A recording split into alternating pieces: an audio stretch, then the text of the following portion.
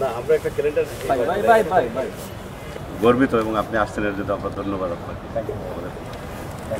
একটু কথা বলা হিসাবে অংশগ্রহণ করবেন কিনা এবং নির্বাচনটা কতটা চ্যালেঞ্জিং হবে?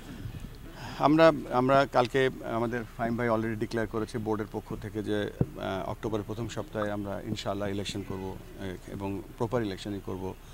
এখানে সভাপতি ইলেকশন হয় না, এখানে ডিরেক্টর ইলেকশন হয়, সেটা প্রথম লক্ষ্য এবং সেখানে থাকার চেষ্টা করব। পরবর্তী যদি সুযোগ হয় আমি চেষ্টা করব যেভাবেই হোক বাংলাদেশকে সার্ভ করার জন্য।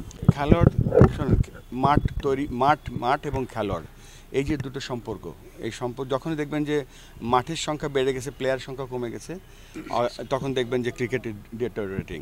আর যদি দেখেন যে খেলোয়াড়ের সংখ্যা বেশি, মাঠ কম, তার মানে ক্রিকেট পপুলারিটি পাচ্ছে। সো এই জিনিসটা লক্ষ্য রেখে কিন্তু আমাদের যে প্রাইমারি লক্ষ্য সেটা কিন্তু হয়তো সিলেট আন্তর্জাতিক স্টেডিয়াম বা সিলেট জেলা স্টেডিয়ামের মতো মাঠ আর করা সম্ভব না, কিন্তু আমরা চেষ্টা করবো ছোটো ছোটো যে জায়গাগুলো আছে সেখানে খেলা বা প্র্যাকটিস, মানে এটা তখনই সম্ভব হবে। এটা দেখেন ঢাকার থেকে যদি আমরা সমস্যা দেখি তাহলে হয়তো কয়েকশো সমস্যা হবে, কিন্তু আমরা যখন যে প্ল্যানটা করছি যে রিজিওনাল ক্রিকেট সেন্টার করার চিন্তা করছি যে ক্রিকেট সেন্ট্রালাইজেশনের জন্য, সেটা যদি আমরা করতে পারি তাহলে সিলেট এখান থেকে যারা ক্রিকেট দেখবে তারা হয়তো ছোটো ছোটো জায়গা দেখবে যেখানে আমাদের কাছে আসবে, বা তার নিজেরাই উদ্যোগ নিয়ে প্র্যাকটিস ফ্যাসিলিটি কীভাবে বাড়ানো যায়, স্কুলের ব্যাকইয়ার্ডে কীভাবে ক্রিকেট ফ্যাসিলিটি বাড়ানো যায়, একটা ছোটো জায়গায় কীভাবে একটা স্কুল বা এজ গ্রুপের খেলানো যায়, তখন সেই দিকে আমরা ফোকাস দিতে পারবো। তবে এটা সম্পূর্ণ নির্ভর করছে যখন আমরা রিজিওনাল সেন্টারগুলো তৈরি করে ফেলবো ইনশাআল্লাহ, তখন তাদের যেই অনুরোধ বা তাদের যে ফাইন্ডিংসগুলো আসবে সেগুলোর উপরে কাজ করতে হবে।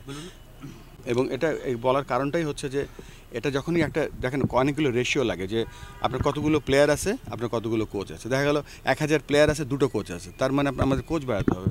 প্লেয়ার অনেক আছে, ফ্যাসিলিটি কম আছে। রেশিওগুলো যখন আমরা যত কাছাকাছি আনতে পারবো, ইভেন্ট করতে পারবো, তখন হয়তো আমরা প্লেয়ারদের থেকে পারফরমেন্সও আশা করতে পারবো। এখন যা পারফরমেন্স পাচ্ছি আমার কাছে মনে হয়, যা ফ্যাসিলিটি দিচ্ছি, যে পারফরমেন্স পাচ্ছি, দিস ইজ বোনাস।